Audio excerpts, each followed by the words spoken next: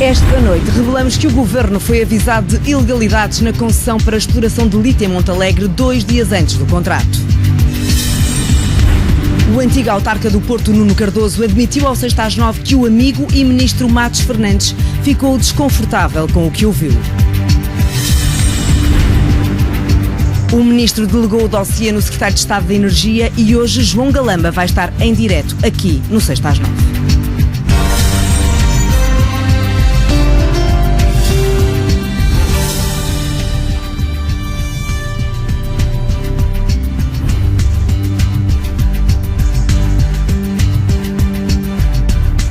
Boa noite. Há um novo episódio no negócio de pelo menos 350 milhões de euros que está a ser investigado pelo Ministério Público por alegadas suspeitas de corrupção no Governo. O antigo presidente da Câmara do Porto, Nuno Cardoso, revelou em exclusivo ao 6/9 que avisou o Ministro do Ambiente, Matos Fernandes, e o Secretário de Estado, João Galamba, das ilegalidades que iriam decorrer da concessão da exploração de lítio em Montalegre a uma empresa que tinha sido criada na véspera. 2 dias depois desta reunião informal e secreta, João Galamba assinou o contrato que abriu caminho à construção em Portugal da maior refinaria de lítio da Europa. Neste negócio estava já, desde dezembro, como consultor financeiro, o ex-secretário de Estado da Internacionalização, Jorge Costa Oliveira, amigo pessoal do primeiro-ministro António Costa. Uma reunião 2 dias antes da assinatura deste contrato milionário com o Estado. Aconteceu a 26 de março deste ano no Ministério do Ambiente.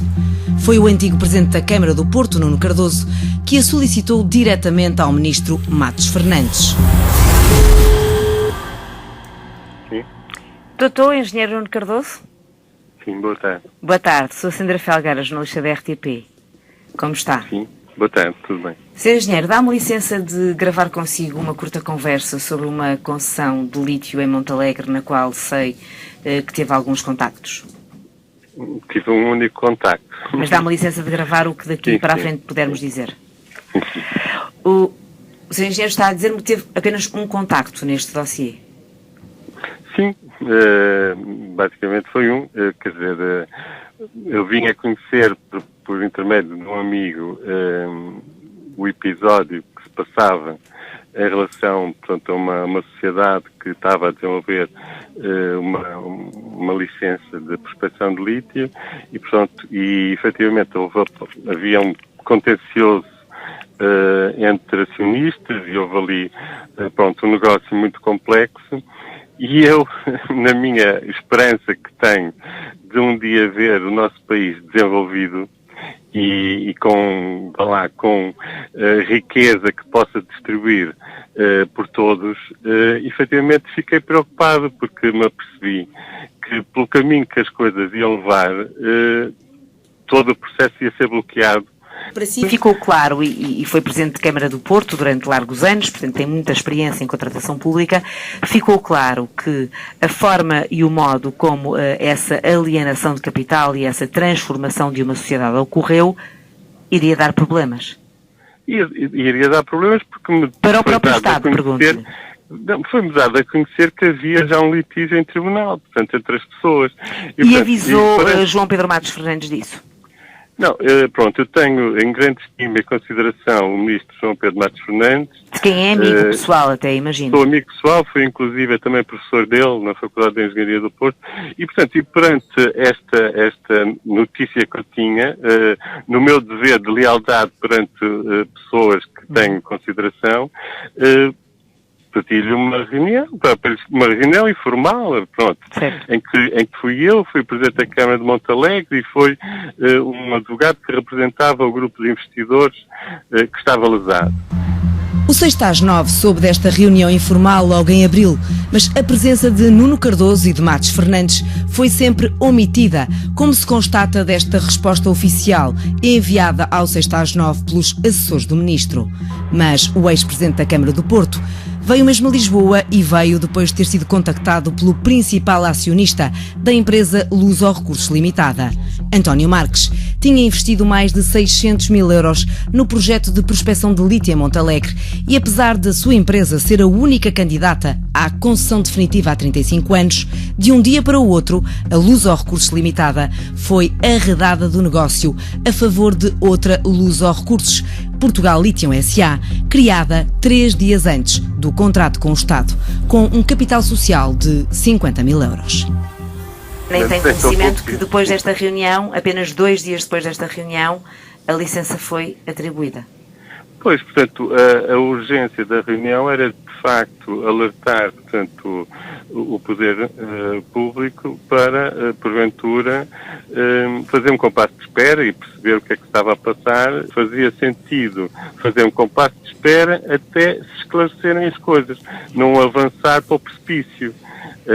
Mas avançou-se para o precipício, ou não? Eu penso que sim. E como é que interpreta as palavras de João Galamba, que diz, claro, preto no branco, de que tudo foi feito dentro da legalidade? Aliás, não atribuir a concessão é que colocaria o perigo de violar a lei. Não, portanto, o Sr. Secretário de Estado quer dizer, não desconhece o conflito e quer desconhecê-lo. E, portanto, mas conhece-o, está a dizer-me que o conhece, porque ele estava na reunião. Conheceu nessa reunião e conheceu nessa reunião. E qual foi a posição que ele tomou na reunião? Não, pôs-se num aspecto muito formal de que o processo estava a correr dentro da tramitação, que o Estado não desconhecia, portanto, os conflitos, não era competência do Estado dirimir conflitos entre sócios. E o Sr. Ministro Matos Fernandes pareceu-lhe confortável com a explicação? Não, eu acho que ficou bastante desconfortável e foi dizendo que isto era apenas um primeiro passo, porque naturalmente que a exploração só avançará um dia que haja um estudo de impacto ambiental aprovado. Portanto, a AIA aprovado. Na resposta ao 6/9, logo em abril, o Ministério do Ambiente insistiu que a decisão de atribuição da concessão respeitou o procedimento legal e não podia nem devia ter tido em conta diferendos desta natureza que foram informalmente comunicados. Certo é que, nem durante nem depois da reunião, João Galamba quis receber formalmente a ação que António Marques já tinha intentado em tribunal, acusando o antigo sócio Ricardo Pinheiro de ter promovido um golpe palaciano para o afastar do negócio. E por isso, o empresário enviou a respectiva queixa ao tribunal para o e-mail do secretário de Estado da Energia. Eram precisamente 5h06 desse dia 26 de março. António Marques nunca recebeu qualquer resposta do Governo e, ainda assim, conhecedor do litígio, o secretário de Estado da Energia manteve o despacho favorável à concessão para exploração de lítio em Montalegre, que tinha assinado a 8 de março. Acha que a decisão de João Galamba defendeu o interesse público? Não, eu acho que o bom senso, se houvesse bom senso a imperar, fazia-se um compasso de espera, chamavam-se os interessados todos e tentava perceber melhor o que estava em causa e tentava-se arranjar uma solução. Teme que por causa deste conflito possa pôr-se em causa o investimento de milhões? Claro que sim, já está a atrasar, portanto todo este processo já está a atrasar do meu ponto de vista, como é óbvio, não é? Ainda sem estudo de impacto ambiental, o processo que pode dar origem à maior refinaria de lítio na Europa vive mergulhado num impasse. Um impasse onde figura o ex-secretário de Estado Jorge Costa Oliveira, afastado do governo em pleno escândalo Galpgate. É consultor financeiro da empresa Luso Recursos Portugal Lithium S.A. desde dezembro. 2 dias depois da assinatura do contrato que abre portas a um negócio de 350 milhões de euros, foi recebido por João Galamba, como o próprio gabinete do secretário de Estado confirma. O tema da reunião é, até hoje, um segredo.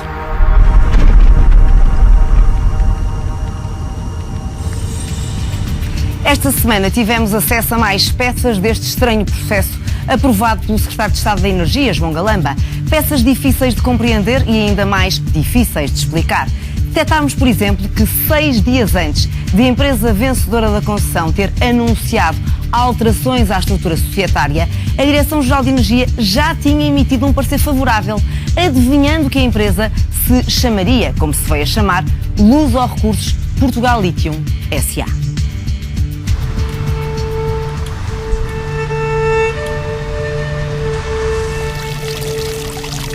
Resumindo isto, eles levam o lucro, nós ficamos com a poluição. Nós queremos a nossa terra exatamente como está, independente do dinheiro que lhe queiram vir pagar, porque nós não é por dinheiro. Eles não querem saber de quem cá está, nem de quem cá vive, não temos mínima dúvida disso.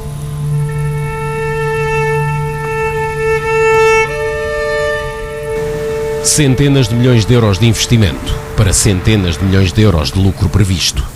A mina de Cepeda promete ser uma mina para quem a venha a explorar. Só que o verdadeiro negócio não é propriamente a mina a céu aberto. Em Portugal, o lítio não existe na forma que interessa à indústria de produção de baterias para telemóveis ou para carros elétricos. Ao contrário, por exemplo, do que acontece no Chile ou na Bolívia, o lítio português terá sempre de ser refinado. A Spodumena, o minério de lítio que se encontra em Portugal, precisa de ser transformada numa de duas valiosas moléculas, o hidróxido de lítio ou o carbonato de lítio.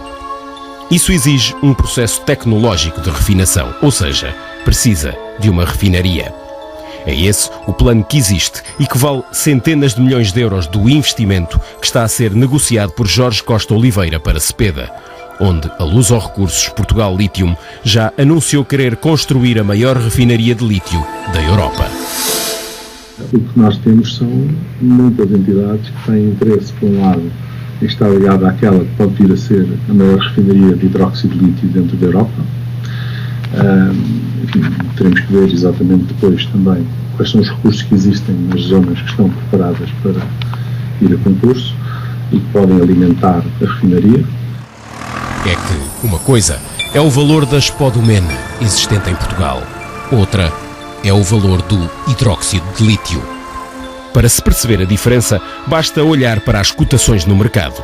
Nos últimos meses, o concentrado de Spodumena foi comercializado em países produtores como a Austrália entre os 550 e os 620 dólares por tonelada. Ao mesmo tempo, o hidróxido de lítio valia quase 30 vezes mais no mercado. Rondava os 14 mil dólares por tonelada. É por isso na refinação prevista no projeto da mina de Cepeda que está a verdadeira alma do negócio do lítio. A questão será, pois, chegar primeiro. No fundo, isto é uma decisão política, nós sabemos isso, temos consciência disso. Portanto, claro que não me surpreenderia que isto é uma decisão... Ou seja, nós percebemos que isto é a União Europeia, o nosso governo estão envolvidos nisto, estão envolvidos em todo este processo. De facto, em resposta a questões enviadas pelo 6-9, é a própria Comissão Europeia que confirma que acompanha com grande interesse a evolução dos projetos de extração e refinação de lítio em Portugal. A responsabilidade pela mineração cabe aos Estados-membros. No contexto da Aliança para as Baterias da União Europeia, podemos ajudar, facilitando o acesso a fundos que poderão ser usados em projetos que respeitem os requisitos nacionais, inclusive ambientais. O financiamento potencial poderá vir dos Fundos Europeus de Desenvolvimento Regional, de recursos próprios dos Estados-membros ou do Banco Europeu de Investimentos através da atribuição de crédito. E confirma ainda a informação dada na semana passada pelo 6-9, quanto aos responsáveis que, em nome do governo português, têm participado nas reuniões ao mais alto nível sobre o dossiê do lítio. O ministro Cisa Vieira, juntamente com o secretário de Estado da Energia, João Galamba, responsável pelos projetos de mineração de lítio, participaram na 3ª e 4ª reuniões de alto nível da Aliança Europeia para as Baterias. Reuniões que tiveram lugar em Bruxelas este ano, já depois da assinatura do contrato de concessão, em que o Estado atribuiu à Luso-Recursos Portugal Lithium a licença de 35 anos para explorar a mina de Cepeda, a primeira licença do género dada pelo governo português. O problema, tal como o 6-9 demonstrou, prende-se com a possibilidade da concessão vir a ser judicialmente anulada. O secretário de Estado, João Galamba, tem vindo a insistir que o governo fez tudo dentro da lei, mas a situação é tão complexa que não só está entregue aos tribunais, como, sabe hoje o 6-9, o próprio governo já tinha sido avisado da possibilidade real de uma ilegalidade no processo, antes da assinatura do contrato.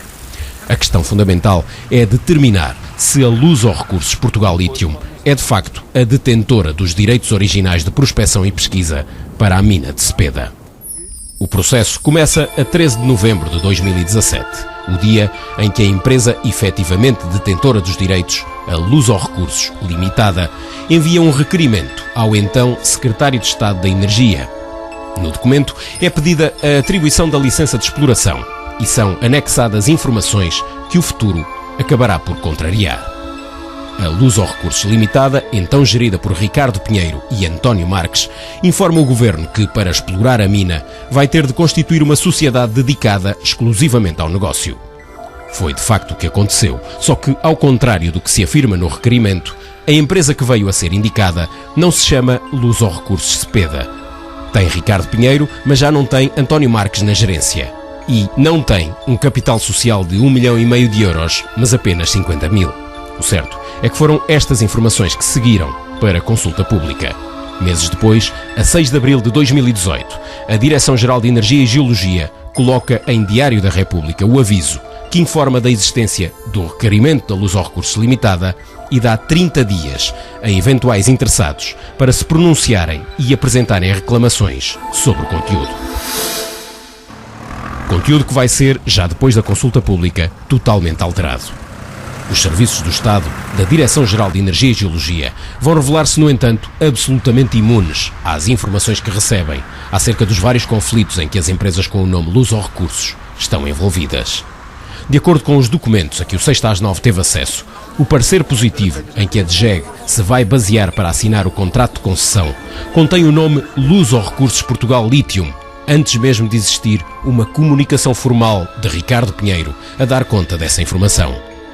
O parecer é assinado a 13 de novembro do ano passado pelo chefe de divisão Correia Gomes e secundado depois pelo diretor de serviços Silva Pereira. Nesse parecer, diz-se explicitamente que a atribuição dos direitos de exploração deve ser feita em nome da Luso-Recursos Portugal Lithium. Só que há uma questão. Como poderia a DGEG saber o nome da empresa se 6 dias depois, a 19 de novembro, o próprio Ricardo Pinheiro envia a Silva Pereira um e-mail em que informa a constituição de uma sociedade que ainda não tem nome porque o assunto está ainda a ser tratado? Aliás, é a própria DGEG que nos documentos de suporte à informação técnica refere que o nome Luso-Recursos Portugal Lithium lhe foi comunicado através de 2 e-mails de Ricardo Pinheiro, enviados a 19 e 22 de novembro, qualquer um deles após a data do parecer da DGEG em que surge o nome. O 6 às 9 procurou obter respostas do Ministério do Ambiente a todas as questões apresentadas esta noite, de forma a serem incluídas nestas reportagens. Por e-mail às 16h39, os assessores do gabinete garantiram-nos que não havia nada mais a esclarecer, mas 15 minutos depois fomos informados que, afinal, o Secretário de Estado de Energia estava disponível, como está, para estar aqui em direto. Boa noite, Sr. Secretário de Estado. Muito obrigada por estar aqui connosco. Começo por perguntar precisamente isto. Porquê é que até hoje ocultou a existência de ex-governantes como Jorge Costa Oliveira e agora também Nuno Cardoso terem participado em reuniões informais relativas a este dossiê do lítio? Afinal, há ou não há lobbying neste negócio? Desculpe, eu não ocultei porque não me foi perguntado. A pergunta que foi feita... Não foi perguntado. A pergunta que foi feita foi se eu tinha recebido a sociedade. Eu disse que sim, indiquei os nomes das pessoas que tinham estado presentes na reunião, portanto não ocultei nada. Se você está a lembrar-se deste e-mail, onde lhe foi perguntado se houve esta reunião, e é que não vem aqui o nome nem do Nuno Cardoso, nem sequer do Ministro Matos Fernandes. Não me perguntou? Perguntei-lhe quem esteve na reunião. Recordar-se-á, este e-mail é um e-mail de abril de 2019, foi perguntado exatamente quem é que estava na reunião. Respondeu que esteve o Sr. Presidente da Câmara de Montalegre, um sócio dos Luso-Recursos, que vinha acompanhado por alguém que se presume estar ligado à empresa. Presumo agora que seja Nuno Cardoso. O que lhe perguntei, qual é que era a necessidade deste secretismo em torno de quem estava envolvido? Não houve secretismo nenhum, mas achei que era irrelevante dizer o nome da pessoa. Disse que tinha vindo acompanhado das pessoas que entendeu vir acompanhado. Porquê é que não disse que o Sr. Ministro Matos Fernandes estava na reunião e que ficou desconfortável? Porque também não me foi perguntado se tinha estado na reunião ou não. Perguntou quem é com quem. Perguntou quem. Eu não reúno com o Ministro. Eu sou acompanhado com o Ministro e reúno com pessoas terceiras ao Ministério. Na reunião. Mas tudo bem. Sobre as alegações que são hoje ditas, eu queria contestar a versão dos factos contada por Nuno Cardoso e acho um pouco estranho, esta peça já passou várias vezes e esta é a primeira vez que há contraditório, porque nunca tentaram ouvir nenhum dos elementos que esteve presente na reunião, perguntando sobre o conteúdo da mesma, e mais estranho ainda é que nem sequer tentaram contactar o Sr. Presidente da Câmara de Montalegre. Ora, o Sr. Presidente da Câmara de Montalegre pode desmentir... Olha, foi contactado amplamente e também não pode desmentir que eu tenha sido, mas tudo bem. Pode desmentir uma coisa que foi dita pelo engenheiro Nuno Cardoso e que eu vou explicar aqui. Aliás, há uns meses eu disse à Sandra, eu disse-lhe assim, que sim, que tinha recebido pessoas antes da celebração do contrato, certo. E sim, que me tinham dito que os sócios que iam celebrar o contrato não eram pessoas idóneas. Mas parecia irrelevante? Não é uma questão de irrelevante, Sandra. Todo este processo decorre nos termos da lei, tem procedimentos. Um secretário de Estado não decide no vazio. Este processo teve para ser positivo do técnico, do chefe do diretor de serviços, da subdiretora e do diretor-geral. E é com base nas informações e na análise das mesmas, como é evidente, que se tomam decisões políticas. E foi isso que foi feito. Mas foram feitas um conjunto de alegações até agora que resultam apenas do total desconhecimento da lei. A Sandra tem dito muitas vezes, e o programa também tem dito, que foi atribuído uma concessão sem estudo de impacto ambiental. Ora, é isso que está previsto na lei. O estudo de impacto ambiental é uma obrigação do concessionário e não uma condição para obter a concessão. Já agora deixe-me terminar. Mas sobre um conjunto de imprecisões que é não estou a dizer, não, eu estou a ter a oportunidade aqui pela primeira vez de esclarecer uma coisa que já devia ter sido esclarecida. Infelizmente não e nós temos publicado e-mails longuíssimos que a Sandra não publica e exerceremos o nosso direito de resposta, e estou aqui eu também para esclarecer. Muito bem. Tem sido dito várias coisas que são falsas. Esta é a primeira. Não há nenhuma anormalidade em dar uma concessão sem estudo de impacto ambiental. Não há nenhum problema com o estudo de impacto. Você falou na lei. A lei diz muito claramente que só pode ser concessionária a título definitivo quem na lei tiver revelado direitos de prospecção. Ora, a empresa Luz ao Recurso, a quem o senhor deu a concessão, não revelou ser a mesma. A lei diz que tem que ser assim, e peço desculpa, estou-lhe a mostrar a lei. Esta empresa, a quem o senhor deu uma concessão definitiva há 35 anos, em nome do Estado português, tem sócios... Anos, não é? Desculpa, é 20 anos. Prorrogáveis por mais 15. São 35. Portanto, a verificação de determinados factos. Ok, tem sócios diferentes, tem sedes em diferentes cidades, tem outros números fiscais. O senhor sabe disto, foi informado disto. Sabe, inclusivamente, que a sede da Luz ao Recursos Portugal Lithium S.A. fica na junta de freguesia da Montalegre, que é uma junta do PS. O senhor sabe isto tão bem quanto eu. Não percebo a relevância. A relevância é que o que o senhor me está a dizer é que não há irregularidades. Então eu peço-lhe que o senhor me explique aqui, a todos os portugueses, como é que é possível haver um parecer favorável que foi assinado por si 6 dias antes deste e-mail enviado pela empresa Luz ao Recursos S.A., em que, em momento algum, estes senhores lhe dizem que se chamam Luz ao Recursos Portugal Lithium. Só lhe dizem apenas que a estrutura societária vai ter novos sócios. E o senhor já diz... O parecer foi assinado em 2019. Esse documento é 2018. 8/3/2019. Não, este documento não é. Este documento é a seguir. Desculpe, está-me a mostrar um documento que diz 19 de novembro de 2018 e está-me a mostrar um despacho meu de 2019. Eu acho que 2019 é a seguir a 2018. E o senhor sabia? Desculpe, não estou a perceber. O senhor sabia, Sandra, que era uma empresa? O que se passou naquela reunião, e eu contei-lhe em off, portanto, aquela ideia que a Sandra agora disse, que o 6 às 9 soube, eu contei-lhe há 6 meses que tinha recebido, e havia um senhor que tinha dito que se sentia burlado por um conjunto de pessoas... Mas não contou da presença de Nuno Cardoso. É totalmente irrelevante para isto. O que interessa é o conteúdo que foi dito. E eu contei à Sandra que 2 dias antes, ou que na véspera da assinatura do contrato, veio uma pessoa dizer que eu não podia assinar o contrato porque o senhor tinha sido burlado e tinha havido um golpe palaciano, como refere aqui o 6 às 9, entre os acionistas da Luz ao Recursos. E eu respondi a senhora e disse, ouça, impugnou a decisão, meteu algum processo em tribunal, não é de pôr. Eu disse, então, eu não tenho nenhuma base para mudar, para alterar e parar um processo que decorre nos termos da lei. Se eu pudesse parar um processo só porque um terceiro diz, olha, aquele senhor não é gente séria, não tendo metido nenhum processo em tribunal, não havendo nenhuma sentença, isso é que era altamente irregular. É um processo, Sandra, desculpa, é um processo que decorre nos termos da lei, com pareceres favoráveis de todos os serviços. E vem alguém... Como é que o senhor responde às suspeitas que o Ministério Público tem e que levaram agora a levantar um inquérito? É um inquérito do qual só conhece a Sandra, porque a DGEG não foi consultada nem notificada. Como o senhor sabe, o Ministério não tem a obrigação de consultar as pessoas que investigam, não é? Sim, não, mas pelo visto a Sandra... O que eu digo é que nem o Governo sabe, nem a direção... Eu estou totalmente, 100% tranquilo com a absoluta correção de todo este procedimento. Repara uma coisa, eu não sei se existe ou não um conflito entre acionistas em que aquilo que o senhor me disse é verdade, mas sei uma coisa, não sou eu o juiz disso. Há instâncias próprias para decidir e esse senhor, como outros, pode... Aliás, eu disse, ouça, se sente lesado e acha que foi burlado. Não é o Governo que... Mas não o Governo não leva o interesse sobre público quando sabe que este negócio, que é tão importante para Portugal. O senhor disse-me também nessa conversa em off, que agora tornou em on, que...